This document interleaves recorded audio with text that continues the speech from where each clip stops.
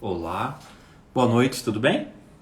Vamos ter hoje a live com João Paulo Aveiro, da Pacífico Investimentos, gestor da Pacífico Investimentos. Alguns bilhões de reais sob gestão. Estou olhando aqui os fundos da Pacífico. Então tem Pacífico Macro Master, 1 bilhão e 200 de PL. Pacífico Macro, Pacífico Ações Master, 400 milhões. Pacífico LB Master. Quer dizer, o que não falta aqui é fundo e fundos com PLs expressivos. Então hoje vamos falar com João Paulo Aveiro da Pacífico Investimentos. Então vamos conhecer mais os fundos dessa casa, dessa importante gestora fundos tradicionais, sejam fundos multimercado, sejam fundos de ações. Hoje eu vou querer perguntar para ele, se eu estou esperando o João entrar, inflação. Como que está a questão da inflação? E o que ele está fazendo para conter esse risco? Se é que tem como conter esse risco inflacionário. Quer dizer, a gente está vendo aqui o GPM lá, IPCA lá embaixo. Por que isso? Está certo isso? E o que ele está fazendo para evitar, mitigar esse tipo de risco? Então, daqui a pouco, assim que o João entrar, vamos fazer uma live. Ó, entrou. Agora vamos falar com João Paulo Aveiro, da Pacífico Investimentos. Tudo bem, João? Tudo bom? Como é que vai? Eu vou muito bem, eu vou muito bem. A gente não pode reclamar no nosso setor, não é isso? Não, não pode não. Realmente, fica um pouco. Exatamente. Antes da gente começar a falar sobre as questões relacionadas aos investimentos, você conseguiria falar para a gente como chegar na Pacífico, seja via rede social, via internet, os fundos e quais plataformas vocês estão presentes? A gente tem nosso site, que é o pagr.com.br. Temos nosso Instagram, que a gente usa como um veículo de comunicação de alguns tipos de ideias e as próprias lives, ou então alguns canais, macro quanto de micro. E as plataformas, nós estamos nas principais plataformas. Eu diria que praticamente todas. E felizmente somos um dos fundos mais recomendados nessas plataformas também. Entendi. Agora, o seguinte.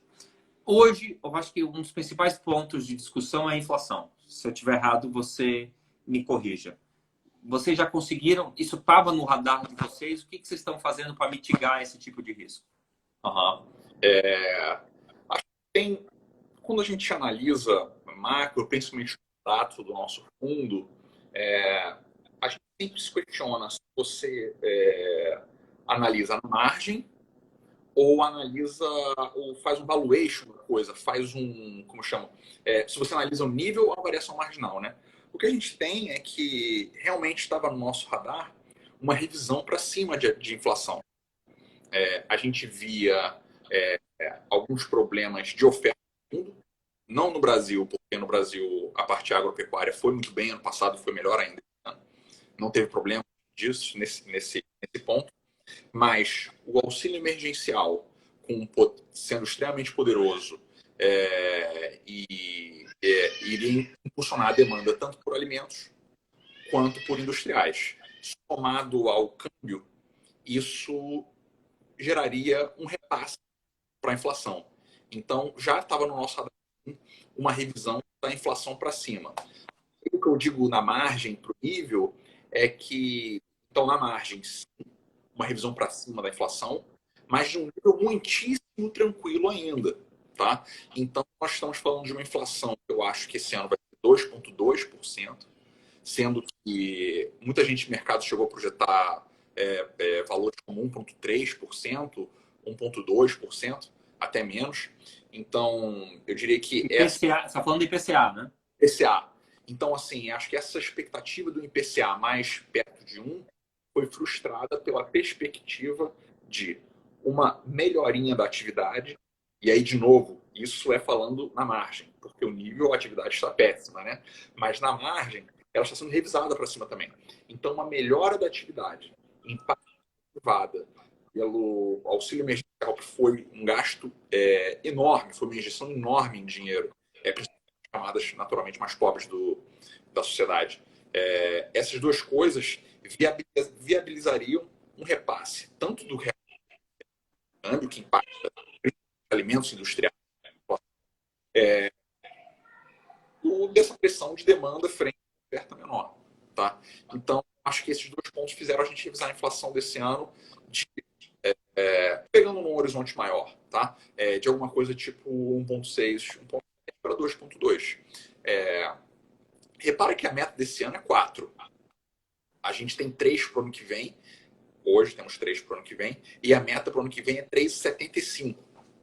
Então, nessa discussão entre o nível e a margem, foi revisto sim, tanto a atividade quanto a inflação para cima. Tá? Repara que a atividade, as pessoas achavam que o PIB poderia ser menos 10 esse ano. Tá? E ele está ficando com cara de menos 4. O importante disso é o auxílio emergencial. Tá? Então, só para concluir, nessa sua pergunta sobre a inflação, eu não diria que é uma preocupação. Eu diria que ela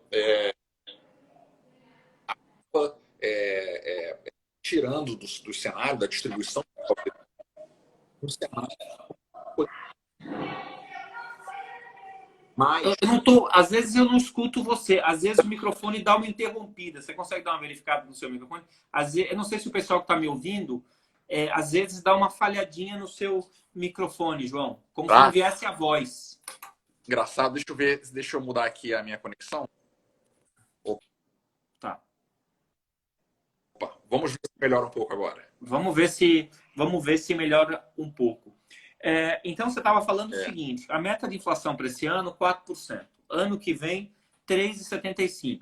Então, nós estamos, assim, como o mandato do Banco Central, ele tem folga, quer dizer, vai ficar bem abaixo da meta. Agora, e vai ficar bem abaixo da margem, né? Quer dizer, você tem o centro da meta, mais ou menos tantos pontos, vai ficar bem no piso. O Banco Central, ele errou na calibragem ou não? O Banco Central ele tem um trabalho muito difícil nesse momento em que o arcabouço monetário é inclusive rediscutido no mundo inteiro. A gente passou muitos anos, quer dizer, no período recente, no pós-crise, e a história do mundo foi uma dificuldade de inflacionar. Não no Brasil, a gente teve um período que teve inflação aqui até 2015 e depois a gente meio que embarcou nessa mesma discussão. Então, nos Estados Unidos, eles fizeram QE, que é quantitative easing, que é, além de levar o juro a zero, você fazer compra de ativos, como títulos públicos ou títulos privados. Discutiu-se vários arcabouços diferentes nesses anos, como o optimal control, que é você manter o juro mais baixo e depois subir mais drasticamente quando você atingisse a meta de inflação. E agora a discussão está sobre um método chamado Average Inflation Targeting. Eu não vou entrar no mérito de cada uma dessas coisas, mas meu ponto tem sido um desafio dos bancos centrais no mundo encontrar formas de estimular a economia e entregar suas metas de inflação. E, curiosamente, com a inflação vindo por baixo. Ainda que quando você vai ler o livro, né, tipo, o dragão da inflação, né, esse tipo de coisa, geralmente era o contrário. Aqui no Brasil, o Banco Central anterior, eu acho que teve um trabalho difícil de trazer a inflação de volta para as expectativas de mercado. Mas realmente a crise que a gente teve em 2015 e 2016 de atividade foi muitíssimo forte. E com o Banco Central que se mostrou mais cauteloso no controle da inflação naquele período, a gente foi capaz de trazer a inflação para níveis baixos, cada vez mais baixos. Chegando no ano de 2020, eu acho que a impressão é que talvez a gente fosse ter uma atividade e uma inflação mais normalizada. E veio o coronavírus. Tá? O Brasil, como país emergente, e ainda mais para um policymaker que tem uma experiência longa, viveu todas as crises, e até o pessoal do trabalho lá que viveu, enfim, é uma equipe de gestão muito experiente, tem mais de 20 anos juntos fazendo gestão de recursos terceiros, você enfrenta um certo desafio de somos um país emergente que enfrentam um desafio fiscal importante. Inclusive, o último mês foi repleto de dúvidas em relação a se a gente consegue entregar, consolidar, controlar o nosso fiscal. E é difícil você imaginar nesse cenário você ter um juro real negativo, que é o que a gente já tem até os anos de 2022, pegando pelas NTNBs. E a Selic continuando aí, com a inflação indo para 3, naturalmente a gente vai estar falando de um juro real abaixo de zero.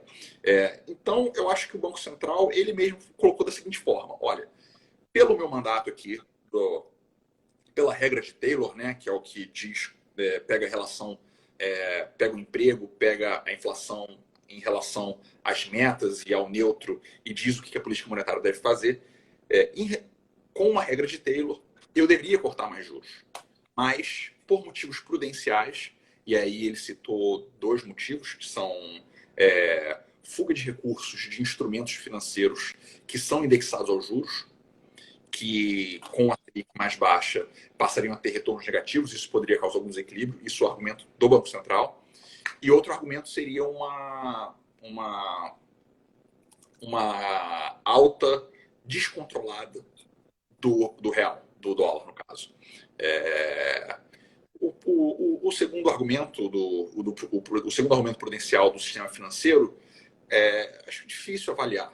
Talvez os produtos que tenham que se readequar à nova realidade, né? Não a política monetária se readequar a isso.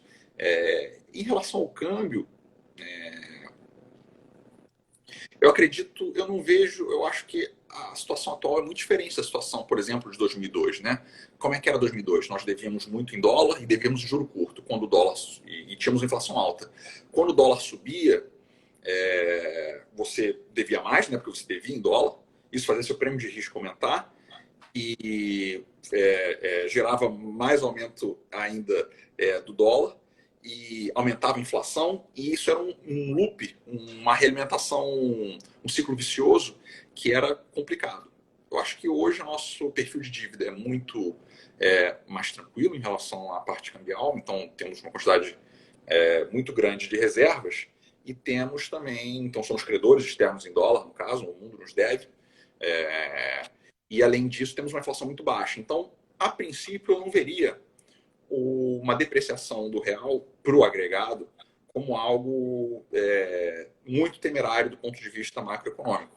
Eu acho que o nível não é um problema. A volatilidade, acho que sim, é algo que atrapalha o planejamento dos agentes e etc. E aí se perguntou se o Banco Central acertou ou errou. Eu acho que ele fez o que dava para fazer. Ele levou, de fato, a taxa de juros para um patamar bastante estimulativo. Se fosse seguir muito à risca, dado que ele tem uma projeção de 3 para o ano que vem também, além do mercado, talvez ele devesse cortar mais, mas ele optou por esperar um pouco mais e ter mais informações para tomar essas decisões nas próximas reuniões. Então, é uma posição difícil. Eu acho que ele fez o que era possível num momento extraordinário que a gente está vivendo, né? Que realmente é bem fora de tudo quanto é tipo de arcabouço macroeconômico que já foi discutido. É uma das piores crises da história e com características complicadas, porque complicadas, interessantes, dependendo de se for um teórico ou trabalho, que num ano que o Brasil e os Estados Unidos, a grosso modo, vão ter uma contração do PIB de 4%, nós vamos ter um aumento da renda, uma métrica ampliada de renda, por volta de 5%, 6%. Então é muito estranho se olhar pela renda, alguém, né, se um alienígena olhasse para a renda do Brasil e dos Estados Unidos nesse período, ia falar, bom, alguma coisa muitíssimo boa aconteceu nesse país em 2020. Porque ou um anabolizante, né? Exato. Então, o que aconteceu é que teve o auxílio emergencial. Para você ter uma ideia do tamanho do auxílio emergencial, ele foi anunciado, por mês, no que foi anunciado, feito até então, ele custa 50 bilhões por mês, tá? Ele coloca 50 bilhões na mão dos brasileiros por mês. Repara que o Bolsa Família são 30 bilhões por ano. Então, por mês, o auxílio emergencial, ele injeta mais dinheiro na economia do que o Bolsa Família num ano. Aquela liberação do FGTS que teve na época do Temer, e teve impacto na economia, foi discutido, é algo que eu tive que colocar nos modelos para acertar o PIB no período, foi de 40 e poucos bi. Uma vez de 40 e poucos bi. Então, o auxílio emergencial por mês gasta mais do que essas outras duas coisas, só que ele foi feito por 5 meses. Ele não foi terminado de pagar todo ainda esses 5 meses, porque existe uma certa defasagem. E ainda, a princípio, vai ter por mais 4 meses R$ 300, pela metade do valor. Vai custar quanto isso aí? Esses R$ 300 vai custar quanto? 100 bilhões. Então, isso no agregado ou no mês a mês? No agregado. Por mês, os R$ 600 custava cerca de 50 bilhões. Tá? Então, foram 5 meses, 250 bilhões. O R$ 300 são 25 bilhões, metade dos 50. Por 4 meses, mais 100 bilhões. Repara que 100 bilhões era, a princípio, o déficit inteiro de um ano do PIB do Brasil. Então, quanto é que vai ser o PIB quanto é que vai ser o déficit primário, né, desse ano? Vai ser 100 bi. Era o déficit programado para esse ano, 139 bi. E isso a gente fez assim, com esses 4 meses de R$ 300. Eu acho muito difícil você calibrar certinho esse tipo de política pública. Acho que foi um desafio que o governo teve que encarar. Hoje a gente tem mais informação do que naquela época. Então, eu acho que hoje, assim, é difícil culpar o governo por ter feito um certo overshoot de estímulo. Mas eu acho que na margem a gente poderia, concluindo que o estímulo realmente foi muito grande, talvez falar de um estímulo menor para frente. E aí você começa a discutir os incentivos, né, que mudam. A popularidade do presidente aumentou com isso, né? E eu acho que não é uma coisa muito difícil de entender que uma TED, a grosso modo, do mesmo tamanho do salário das pessoas, um pouco por meses, é extremamente atrativo. Então, acho que o que a gente viveu nos últimos mês, e que agora está um pouquinho mais, acho que, equacionado, é essa vontade do governo de estender o auxílio e tornar ele permanente, o Renda Brasil, contra a necessidade de consolidação 4 anos, melhorando o nosso fiscal, com a reforma do teto de gastos, a reforma da Previdência, e etc. Isso fez com que a gente projetasse que a dívida PIB do Brasil atingisse 75% e depois caísse. Ela ia começar a cair. Infelizmente, a gente vai retomar essa discussão de consolidação fiscal de um nível muito mais elevado de dívida. Agora de entre 93% e 95%. A dinâmica, ela é 93, 95, 93, 95. Só me ajuda aqui a pensar. O auxílio emergencial tem custado 50 bi por mês. Isso foram 5 meses. Daí só dá 250 bi. Isso. Mas, só que agora ele vai reduzir para uns R$ 300 e isso vai custar metade, certo? Porque antes era 600. Essa é a conta que a gente faz, correto? Então, exatamente, em vez de custar 50 bi por mês, vai custar 25 bi por ano. O estrago nas contas públicas vai ser gigante.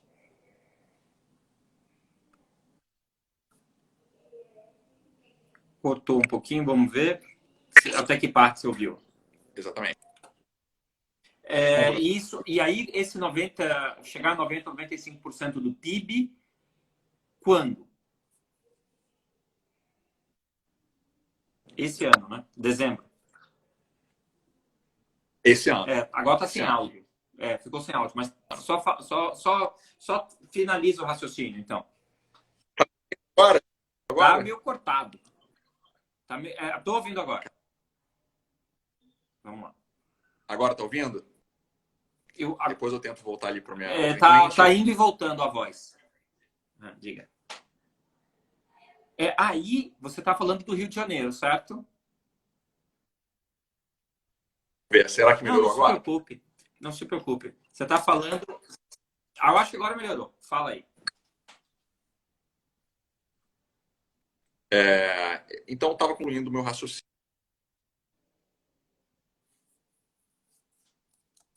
de um bem mais alto. Então, a gente precisa... acho que a preocupação do mercado é se o governo ter ímpeto de evoluir nessa consolidação fiscal para frente, que tanto é necessário, porque acho que é uma condição necessária para a gente investir no Brasil e etc. A gente ter as finanças em ordem aqui. Então, acho que essa discussão estressou o mercado no último mês, mas o compromisso do governo é manter o teto de gastos, em não estender o orçamento de guerra para o ano que vem, conter o auxílio emergencial em 2019 e 2020 e tirar um pouco da discussão do Renda Brasil, mandar reforma administrativa, vão mitigando um pouco o medo em relação a essa dinâmica do governo. Tá? Entendi. Eu quero voltar em relação à inflação. Eu queria que você abordasse dois pontos. Primeiro, o descompasso entre IPCA e IGPM. E segundo, quanto que a alta do dólar impacta na inflação, particularmente no atacado, e se essa alta do dólar impactando a inflação vai fazer um efeito retardado lá na frente, quando os contratos, particularmente vários contratos de tarifas públicas, são resultados por esses índices de inflação. Então, esses dois aspectos, o descompasso IPCA e IGPM e a questão do dólar comprometendo a inflação, o dólar sendo um efeito de contrato de inflação futura. O IGPM ele tem componentes. Um do atacado, um do consumidor e um de construção. Tá? Sendo a grande parte do atacado. Na conta do atacado, o dólar, por exemplo, tem um impacto direto em diversos preços, principalmente os de commodities. Tá? Então, o impacto mais rápido do dólar, o impacto do dólar é instantâneo, tá? Em diversos componentes. E além disso, ele tem a alta desses, como o arroz, enfim, o boi, as coisas que estão aparecendo lá, fruto de uma necessidade de entregar a demanda que tem sido alta recentemente. Existem algumas regras de bolso de quanto tempo demora para o IGPM repassar essa inflação para o IPCA. Tá? É o canal que você pode pensar que é o canal do câmbio também, através do IGPM, e pode acontecer umas altas no IGPM vão impactar o IPCA com uma defasagem de uns 6 meses. Tá? E de qualquer forma, o repasse, e aí geralmente quando a gente fala em repasse, a gente fala muito do repasse cambial, ele tem uma defasagem também, e ele acontece mais ou menos em algumas situações. Então, típica repasse cambial é como se fosse algo de 100%. Então, se o real deprecia 10%, o IPCA tem uma alta de 50 basis points, 0,50, num período aí de um ano, talvez.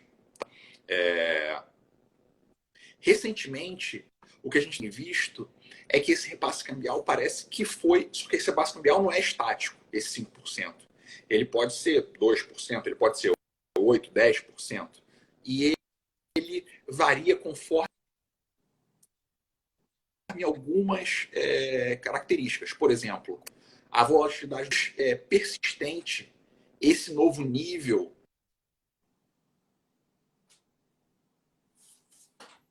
menos rápido os preços para os produtos finais, tá? Tá me ouvindo? Tá conseguindo ouvir? Cortou um pouquinho a última frase. Vamos lá, tenta de novo aí. Vamos lá. A maior, ela gera um repasse menor por ser menos crítica esse novo nível de câmbio, dado que ele pode retornar. Um hiato do produto aberto, enfim, uma atividade muito fraca também reduz esse repasse. À medida em que a atividade se recupera e o câmbio se estabiliza num nível mais alto, reduz a volatilidade, ele não fica indo para quase 6, depois para quase 5, o repasse cambial tende a ser um pouco maior. E talvez é isso que a gente vê um pouquinho agora mais para frente. Canais para o IPCA, o índice de preço ao consumidor e os alimentos, tá?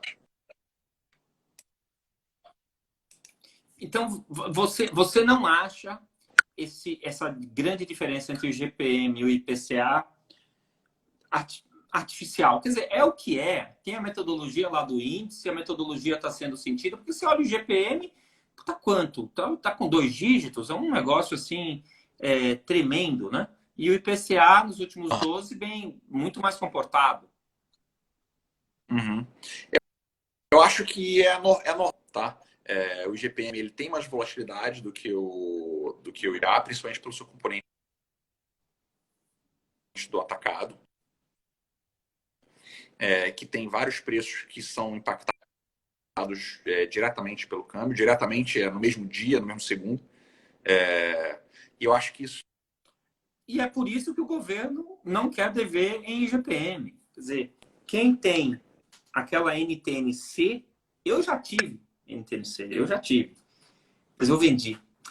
E quem tem e as que não venceram, o cara não vende, porque é uma beleza você ter título indexado ao IGPM. E não sei se você concorda que esse é um dos motivos do governo não emitir mais NTNC. Ele prefere ficar devendo no IPCA. A própria utilização do IGPM... deixa eu ver. Agora eu não estou ouvindo. Agora eu não ouvi. Isso. Mas tenta aí de novo. Melhorar aí aqui a você me escuta sempre perfeitamente ou minha voz falha quando eu falo com você? Não, estou escutando bem. Mas às vezes tem umas falhas. Porque às vezes a sua voz falha. É assim, não vem a voz. É como se ficasse em silêncio.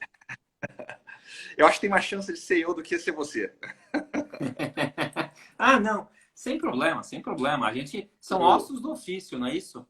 É uma nova realidade que a gente tem que se adaptar. É uma nova... Quem não souber fazer live, tá frito, né? Porque esse negócio, a gente pode voltar para os nossos escritórios, mas a gente fazer live, se comunicar dessa maneira, eu acho que é bastante positivo, né? Com certeza. Acho que abre uma porta para como o gestor pensa, como o gestor funciona. Acho que é muito positivo para todo mundo envolvido.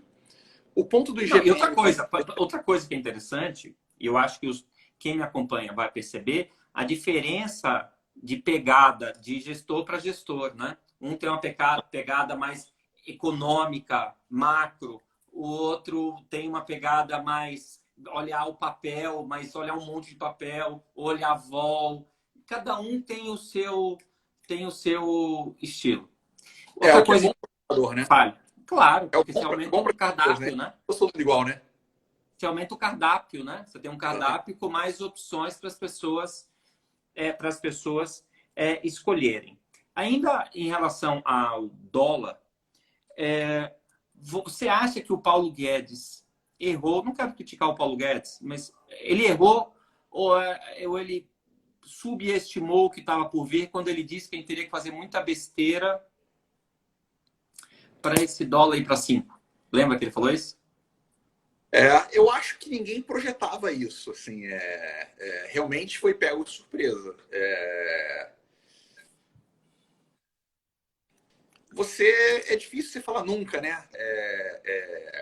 E nos 20 anos que os gestores têm juntos, vocês já viram muita coisa maluca acontecer. Então, assim, realmente acho que muita coisa complicada teria que acontecer para o real ir para cima, o que aconteceu. Assim, de certa forma, a gente está falando de uma crise global tremenda, em que, infelizmente, a gente tinha capacidade de fazer política anticíclica monetária, assim, é o que dava, e nem tanto de fiscal, mas fizemos também. Então, assim, isso acabou gerando essa depreciação substancial do real. E aí, naquela discussão da margem, a gente não acha que nesses níveis, a gente não fica em apostar que o dólar vai subir mais a partir desses níveis. Tá? A gente, particularmente agora, está. Mas. Eu não ouvi. Ó, quando você estava dizendo que o fundo, eu achei, cortou. Eu imaginei que você fosse falar, a gente está vendido em tantos bilhões em dólar. Foi isso que você falou? Não. A gente realmente, desses níveis, não acha que é tão interessante assim comprar dólar, né? Apostar que o real vai depreciar.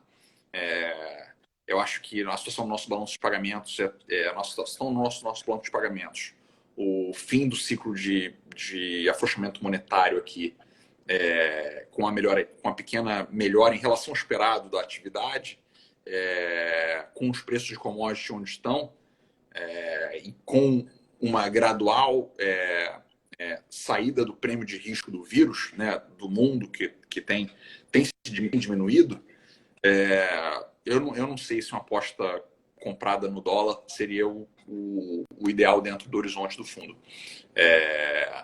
Então, a sua pergunta tinha sido se o Paulo Guedes tinha subestimado. Eu acho que ninguém viu, né? O que aconteceu. O que a gente tem que fazer é ser ágil em se adaptar. Felizmente, assim, falando até pelo Pacífico Macro, num ano dificílimo para a indústria, o Pacífico Macro está positivo nesse ano. Então, eu acho que, em parte, isso foi pela habilidade nossa de se adaptar a essas situações diferentes. Eu acho que a consistência do fundo é uma das coisas mais interessantes que a gente tem para vender como produto. É um produto que ele tem muita consistência, tem um retorno top indústria com muita consistência. Então, eu acho que isso é muito desejável e é o que a gente tem que tentar, né? Tem coisas que você não antevê, que são esses eventos de cauda. Mas a gente tem que tomar cuidado para não ser expulso do mercado nesses eventos de cauda. Para isso, a gente tem muita cautela na nossa gestão de risco. Juros. A curva de juros atualmente é uma profecia autorrealizadora.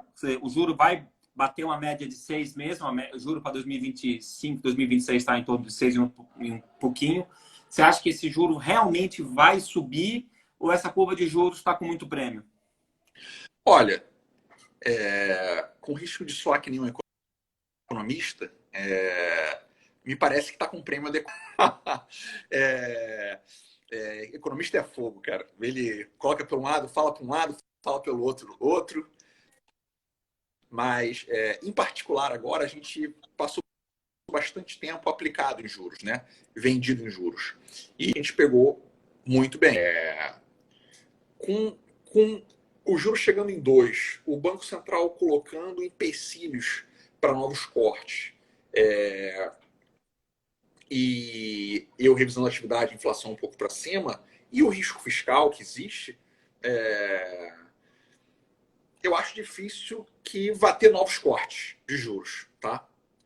Ao mesmo tempo, a inflação ainda está bastante controlada. Acho que teria que ser revisto muito para cima para a gente sentir uma necessidade de uma recomposição dos juros tão rápido. Então, eu não acho que vai ter uma alta dos juros até metade do ano que vem.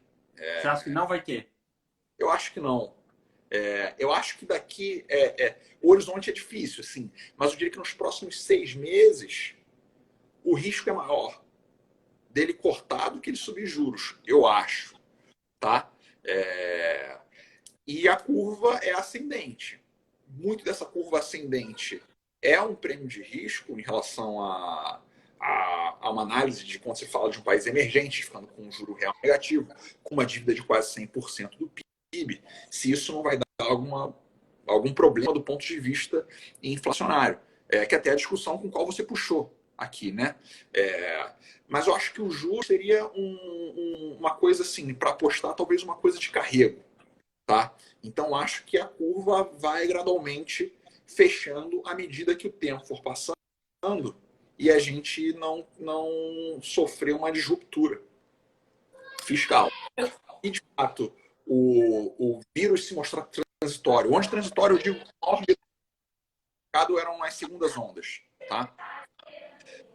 As segundas ondas continuarem se enquadrando em, a grosso modo, 3 formas, que é uma mudança de mix, né? De um sub-região que tiveram uma primeira onda e já acabaram, e com outras sub-regiões estão tendo a primeira onda agora, né? Que é o caso dos Estados Unidos, quando você olha o agregado para uma onda gigante, mas não é, e na verdade até está recuando, ou como é o caso da Europa, que na verdade é uma segunda onda, mas com uma demografia muito jovem, né? Com menos comorbidade. E com tecnologia de tratamento e prevenção melhor, a gente tem mortalidade muito baixa, ou como é alguns países da Oceania e da Ásia em que os níveis são muito baixos. E talvez seja até um overreact das autoridades. Se o vírus se mostrar sem essa segunda onda preocupante, a segunda onda preocupante é aquela que diz que eu não posso ter uma reabertura, senão vou ter novos casos, novas hospitalizações, novas mortes e um novo fechamento. Para a economia, acho que esse é o pior cenário. Se o vírus for se contendo, se mostrando transitório nesse sentido, e se a gente conseguir conter o auxílio emergencial esse ano, seguir com uma consolidação fiscal ano que vem e ter essa inflação controlada, eu acho que não vão ter motivos para os juros subir no primeiro semestre do ano que vem. É claro que, assim como você disse que o Paulo Guedes subestimou, né? Eu posso estar subestimando alguma coisa. Parte do nosso trabalho é estar jogando esse jogo. E a gente passou muito tempo jogando esse jogo aplicados nos juros, e hoje a gente não tem mais posições aplicadas nos juros. Eu acho que a tendência, o status quo, é a curva fechar para os juros, mas dentro do horizonte do fundo, eu acho que essa é uma aposta que é muito arriscada fazer hoje. Tá? Então a gente está fora. Tá bom. É o seguinte, eu estou olhando aqui a carteira do Pacífico Macro Master. Uhum. Ela está quase toda aberta. Eu acho que a carteira aberta do Pacífico Macro Master, o pedaço aberto é a parte da receita de bolo que a avó conta. Quando ela faz um bolo gostoso e alguém pede a receita. É a parte que ela conta. O detalhe que ela não conta é que faz toda a diferença. Eu estou vendo aqui 78% da posição em LFT, 31 de julho. Muita água passou por debaixo dessa ponte. Mas o que me chama aqui são as posições omitidas em mercado futuro. São posições de bolsa. Mercado futuro. Isso aí, e está comprada, quase tudo comprado aqui. Só tem 2 compradas, uma vendida. Essa comprada seria em juros ou seria em bolsa? Bolsa. Bolsa. Bolsa. Nesse cenário de uma redução de prêmio de risco global com a saída do vírus, e com isso, tudo que eu descrevi agora, para os juros ficar relativamente estável onde está por mais tempo, corrobora também para a parte da bolsa, somado a uma revisão para cima da atividade. Tá? O auxílio emergencial foi muito forte. Todos os dados de atividade têm surpreendidos para cima e eles devem seguir surpreendendo. Então, uma atividade melhor, com juros nos patamares atuais por mais tempo, sem necessidade de ter uma alta de juros tão em breve, eu acho que pode ser um cenário positivo para a Bolsa. Tá? É claro que dentro do horizonte do fundo, a gente faz isso de forma ágil. A gente pode decidir semana que vem que não é mais o caso. E aí, como você bem reparou, o Pacífico Macro, o fundo multimercado, opera via derivativos. Então, tipicamente, realmente tem, quando você olha a posição assim aberta, o grosso modo vai estar em LFT. E o alfa do fundo vem das posições em derivativos em geral, como futuros de juros, futuros de câmbio e futuros de bolsa. Tá? São 3 aqui mesmo. Tem São 3 futuros que tem aqui. Eu não consigo saber. Então, é juros, câmbio e bolsa. Ó, e tem assim, tem 2 comprados e 1 vendido. Isso eu consigo saber, que tem 2 comprados e 1 vendido. Mas Qual a é a gente data? sabe que isso pode mudar a qualquer momento, né? Esses contratos têm muita liquidez. Você pode trocar isso em um dia, essa troca, essa posição. Tem a data? Ó, a data é 31/7. Ah, 31/7? Porque o pessoal, a CVM dá muita moleza para gestor. Hoje é dia 8, os administradores ainda não mandaram a carteira de agosto. Eu não sei, é muita moleza que a CVM dá para administrador de fundo. Eu quero ver, eu queria pôr um pouquinho, eu ia ganhar o meu bônus lá da USP, porque eu sou professor da USP, ia ganhar um bônus de 50 milhões, o bônus semestral, hein? Ia pôr 50 milhões no Pacífico, mas não abriu a carteira, eu não vou pôr. A gente, na Pacífico, a gente tem uma filosofia de que é muito vantajoso ser transparente. O cliente ele ganha muito mais segurança. Você fideliza ele, você tranquiliza ele, e nos momentos de dificuldade você está ali para prestar satisfação para ele. Então, a gente, em particular, tem nossa carteira bem aberta. A gente recentemente estava vendido em dólar e hoje a gente tem mais uma posição comprada em bolsa. Eu acho que é o principal da carteira. Tá? Nos nossos relacionamentos, a gente acredita que é muito pouco lucrativo esconder sua posição. Por quê? Como a gente tem um tamanho, a gente tem um compromisso em ter um tamanho do fundo controlado. O Pacífico Macro hoje tem 1,7 bilhões sob gestão, as estratégias macro, somando elas. E a gente vai fechar o fundo com 2,5. Esse compromisso de fechar, eu acho que é para manter justamente o fundo do jeito que ele é.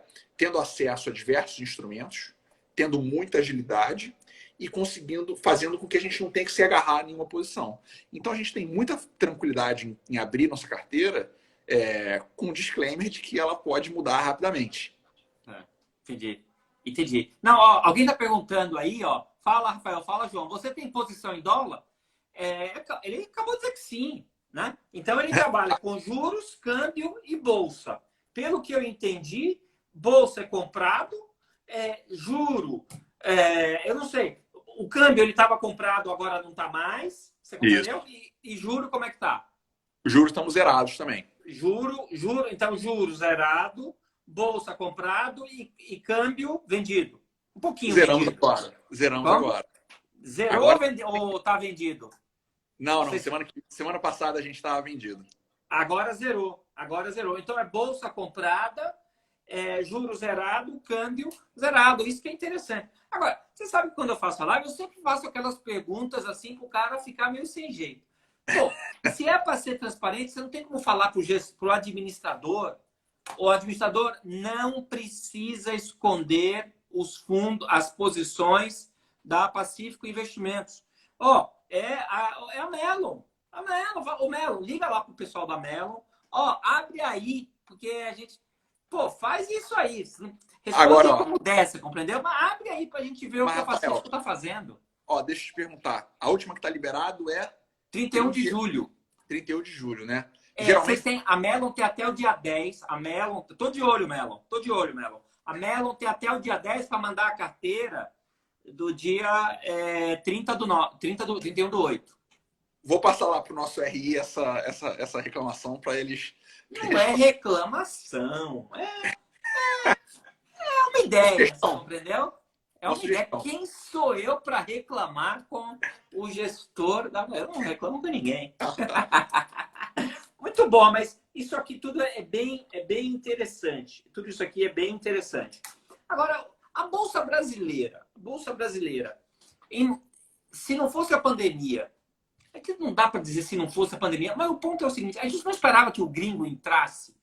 Ou a gente tem a falsa ideia que se não fosse a pandemia, o gringo teria entrado. O gringo não teria entrado. Está faltando alguma coisa. Olha esse ponto de vista.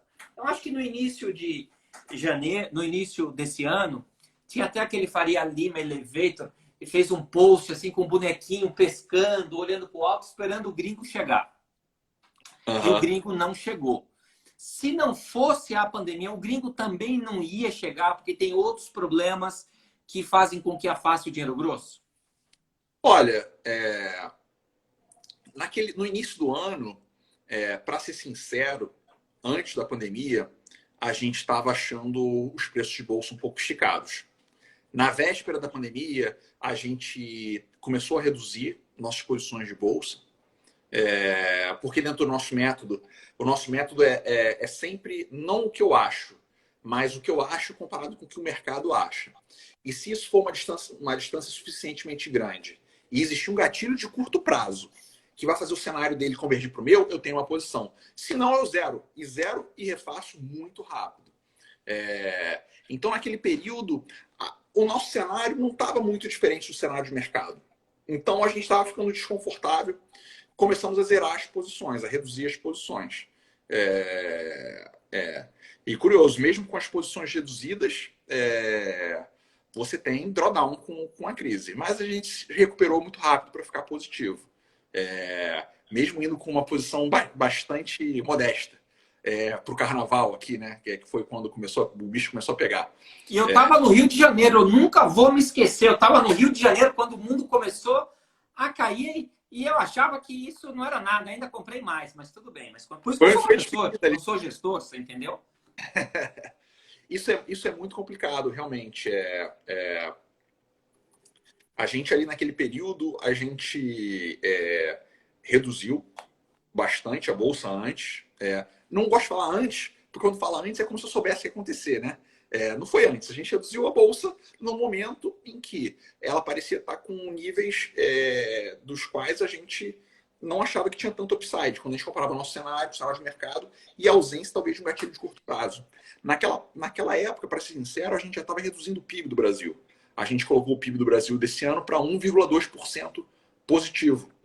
O que, assim, no final das contas, teve as pessoas postando menos 10 e hoje está com cara de que vai ser menos 4. Agora, naquela época, a gente já foi reduzindo. Então, assim, quando você diz que tinha muito para subir, até para eu ser consistente com o que eu fiz no fundo na época, eu teria que dizer que, a princípio, não tinha tanto para subir mais, tá?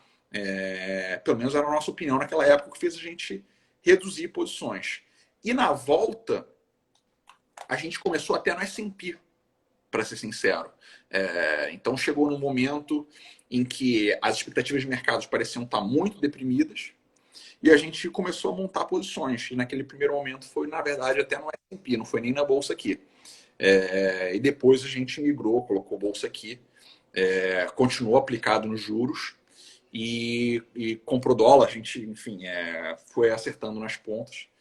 Isso são as coisas que a gente se orgulha bastante, que a nossa atribuição de performance ela é bem distribuída nas classes de ativos. Então, tem performance tanto em câmbio, tanto em juros, quanto em bolsa nos últimos anos. Então, a gente tenta pegar as oportunidades. Tenta pegar as oportunidades nas três classes de ativos, nas duas direções. Eu tenho uma pergunta operacional. Quando vocês aplicam no S&P, você compra um ETF aqui ou você compra lá mesmo? A gente tem veículos para comprar futuros diretos na CMI. Sim. Entendi. Outra coisa operacional. Eu vi aqui que vocês tinham uma posição aqui bem grande em Vale, Equatorial, B3 e Magalu. A posição de vocês não é gigante. Essa posição não é gigante. Então, vocês conseguiriam se desfazer da noite para o dia. E como eu disse, a posição que eu estou vendo, ela é... Como? Isso no Pacífico Macro? Isso na gestora inteira. Agora, no Pacífico Macro, não. Agora eu abri... Eu estou usando aqui o sistema com dinheiro, que, quem sabe, é o melhor sistema do mercado, todo mundo sabe disso. Quem não tem, está perdendo o tempo dele, mais paciência. O que eu posso fazer? Mas o ponto aqui é o seguinte. Quando você olha uma Magalu, índice preço-lucro de trocentos. Eu sei que você é um economista, mas isso não te assusta uma empresa ter um índice preço-lucro de 300? Então, a gente aqui... O que separa os fundos e as atribuições dos gestores é muito o prazo. Então, aqui na macro, geralmente a gente diz que a gente tem um prazo bem mais curto, um horizonte que os gestores, a gente se cobra e se avalia em períodos de no máximo 6 meses.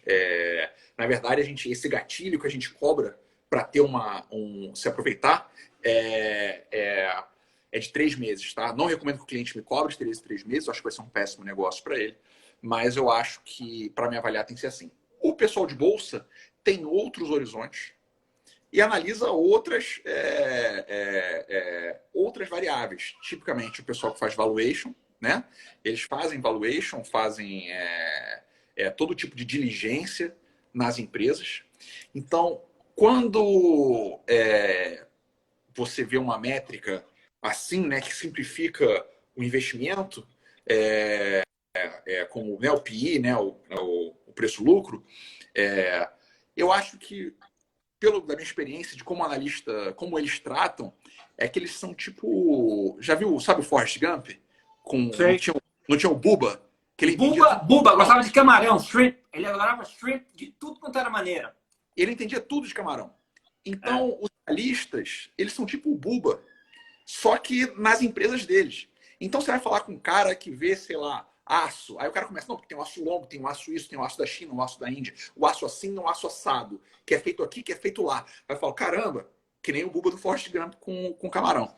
Então, às vezes, eu, como economista, eu vejo algumas métricas simplificadas, né? Que nem você sugeriu, né? Assim, o preço-lucro está assim, está assado. Mas, sistematicamente, quando eu vou falar com o analista, eles tratam uma malha tão interessante e complexa de como eles fazem o valuation deles, que realmente é difícil você atribuir a só uma métrica o investimento. Então, se eles tinham, eu aposto que eles tinham uma explicação de 4 horas para dar. Eu recebo os PowerPoints dele. Senhores, amanhã a gente vai fazer uma apresentação de tal empresa. Aí olha assim, 85 slides. Jesus Cristo. Então, você acha que tem efeito manada de gestor olhando o que o outro gestor está fazendo? Ou efeito manada é só para aquilo que se convencionou de chamar de sardinhas? Eu acho que o efeito manada é uma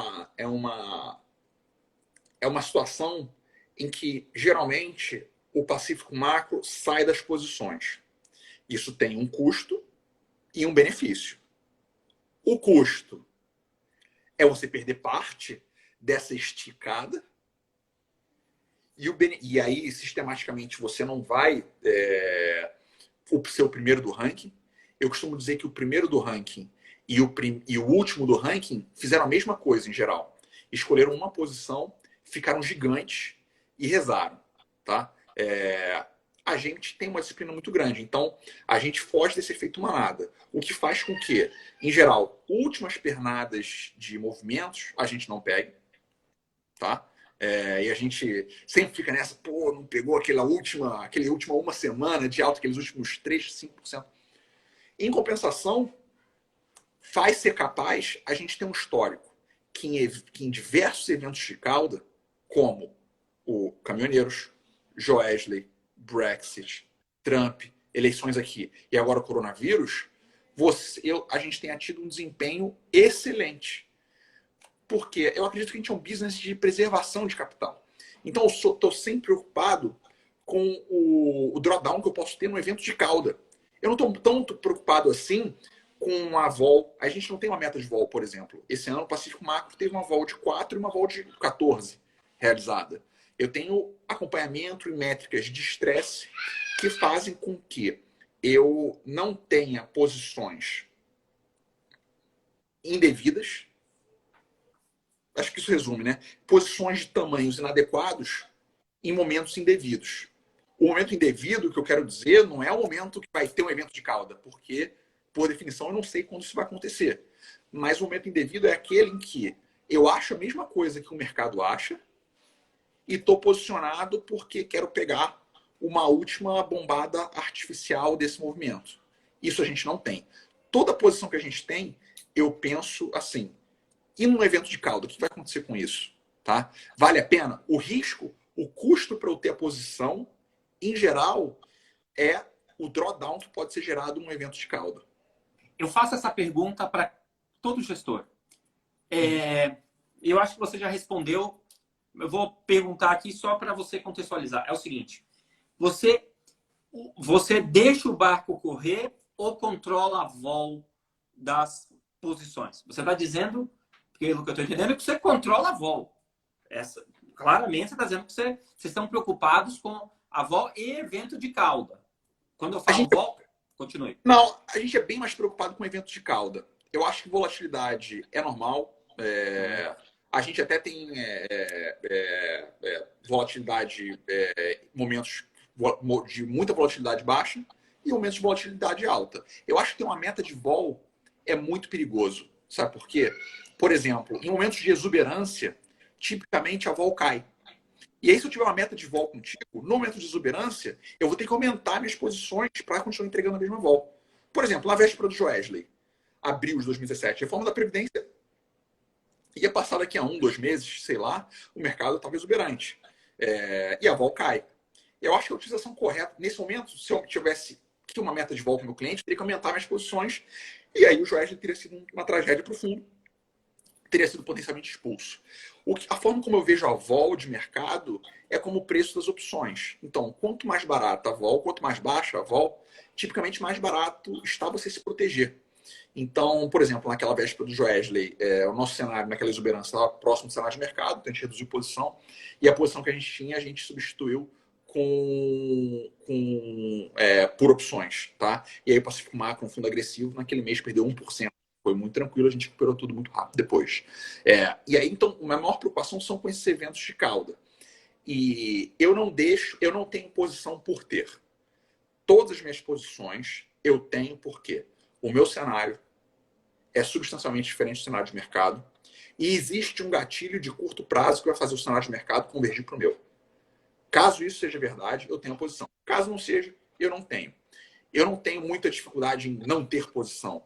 E assim, eu acho que você tem que ter mais medo de quem sempre tem alguma posição, porque é fonte de estresse no evento de cauda, do que quem sai do mercado quando não acha que tem uma vantagem naquele momento. Assim, sempre que você vai investir, você tem que perguntar: eu tenho vantagem para fazer isso que eu estou fazendo?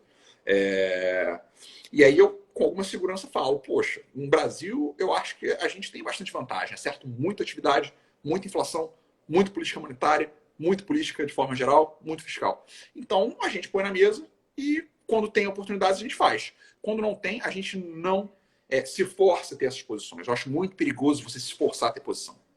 Essa proteção que você faz contra o evento de cauda é com call, com put, é com opção ou você... Com o que é? Com opções, muitas vezes, e sempre no mesmo ativo. Eu acho que quando eu penso muito em eventos de cauda, são eventos em que as correlações param de funcionar. Os ativos vão para lugares Vai para diferentes. um. A correlação no evento de cauda, fiz esse estudo, vai tudo para um. E assim, além disso, tem umas coisas curiosas. Por exemplo, num evento de cauda, no dia a dia, sei lá, vamos supor, o DI oscila 10 vezes para cada 1% que o real oscila. Vou falar A de um gente tem exemplo. 1 minuto e meio, só para você ter em mente, tem 1 minuto e meio. Fala, Tá. manda ver. O meu ponto para esses eventos de cauda, a gente sempre faz proteção no mesmo ativo. Porque em ativos diferentes, pensando em vol do dia a dia, faz sentido. Para eventos de cauda, não faz. 100% do tempo protegido contra o evento de cauda ou só quando você julga necessário? Não. Quando tá barato, comprar essa proteção. Que é E tipicamente quando quando a não vol... está barato, você sai da posição, é isso? Quando não tá barato, se Há valer, proteção. Quando não está barato, há proteção. a gente sai da proteção. Que pode ser uma call. Sai da posição, para não Não, precisar da não, proteção. não. Perdão. A gente, quando tá barato, a proteção, a gente faz proteção.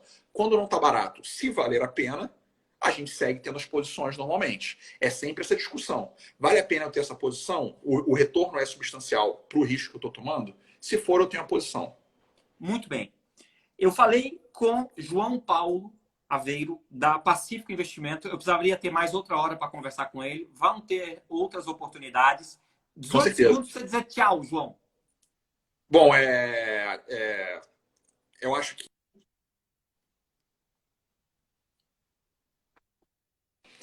acho que não vai dar. Enfim, quem quiser conhecer mais a Pacífico, entra no nosso site, contato com o nosso pessoal de contato. A empresa está muito bem.